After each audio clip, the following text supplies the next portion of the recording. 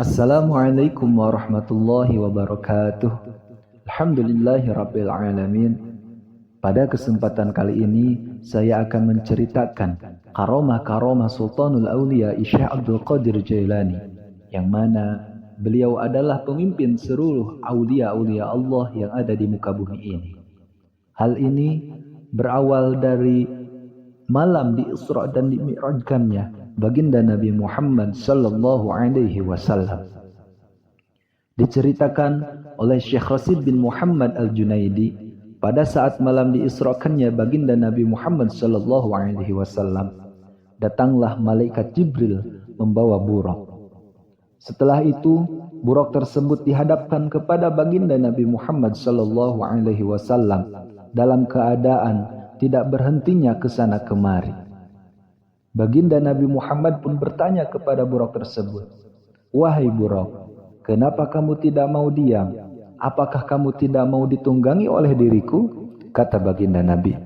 Lalu buraq itu pun menjawab, "Ya Rasulullah, diriku bukannya tidak mau ditunggangi oleh baginda Rasul, tetapi aku mempunyai satu permohonan kepadamu, bahwasanya kelak di mana hari kiamat datang, janganlah engkau menunggangi apapun kecuali diriku."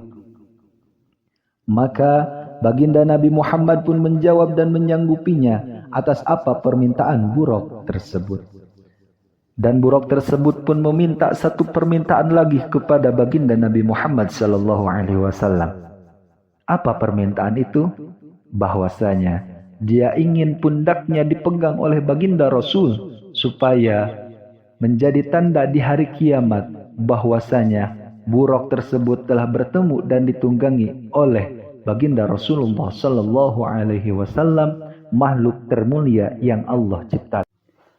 Maka baginda Nabi Muhammad pun memegang pundak buraq tersebut, dan pada saat itu saking bahagianya jasad buraq pun tidak mencukupi ruh yang ada di dalam tubuhnya. Dan pada saat itu buraq tersebut pun akhirnya menjadi buraq yang lebih tinggi ukurannya daripada sebelumnya. Dan sekarang buraq itu pun mempunyai ukuran 40 hasta. Dari situlah baginda Rasulullah sallallahu alaihi wasallam berdiri, yang mana beliau melihat kepada buraq tersebut yang menjadi lebih tinggi dan besar ukurannya daripada sebelumnya. Baginda Nabi Muhammad pun memikirkan cara untuk menaiki buraq tersebut untuk beliau tunggangi, dan tidak lama kemudian datanglah ruh Sayyid Abdul Qadir Al-Jailani.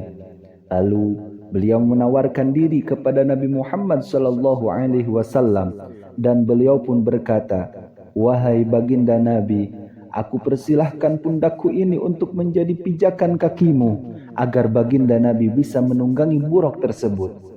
Lalu baginda Nabi Muhammad sallallahu alaihi wasallam menginjak pundak Syekh Abdul Qadir Jailani.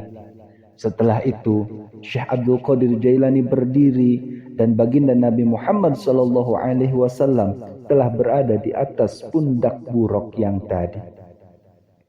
Lalu baginda Nabi Muhammad sallallahu alaihi wasallam berkata kepada Syekh Abdul Qadir Jailani, "Telapak kakiku ini ada di atas pundakmu, dan telapak kakimu berada di atas seluruh pundak para wali-wali Allah yang ada di muka bumi ini."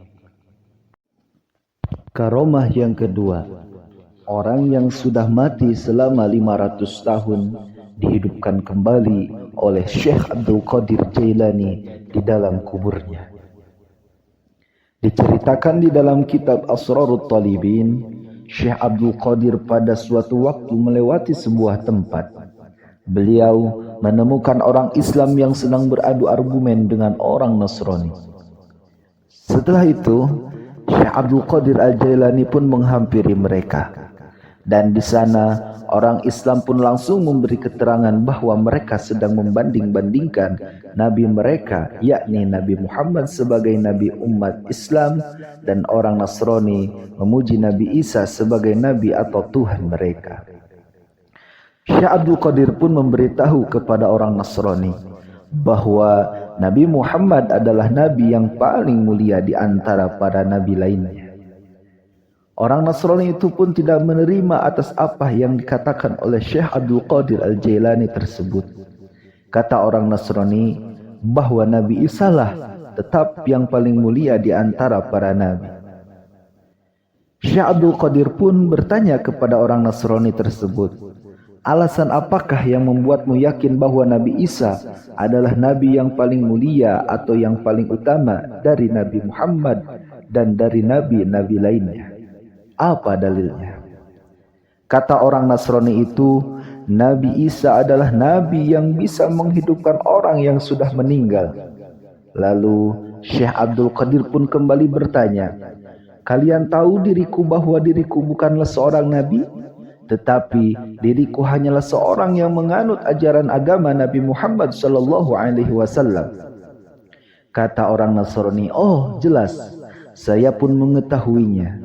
Syekh Abdul Qadir pun kembali berkata, jikalau diriku bisa menghidupkan orang yang sudah meninggal, apakah dirimu akan beriman kepada Nabi Muhammad SAW?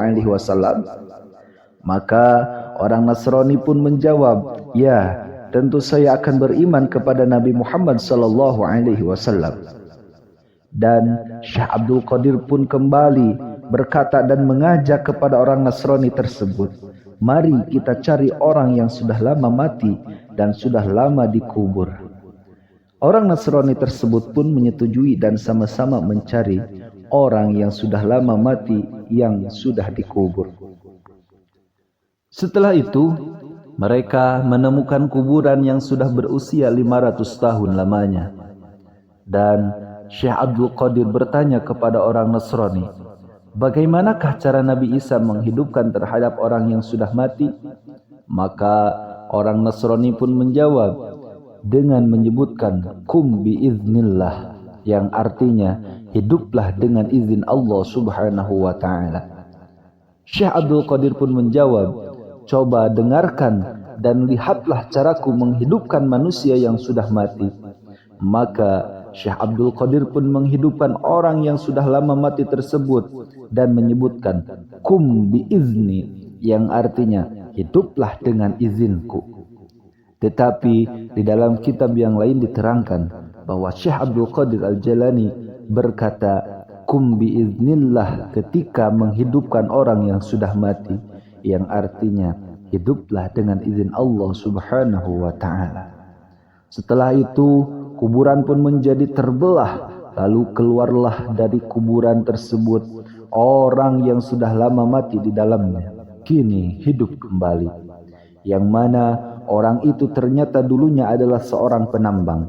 Setelah itu, orang Nasrani yang sempat beradu argumen tadi, dia pun memeluk agama Islam.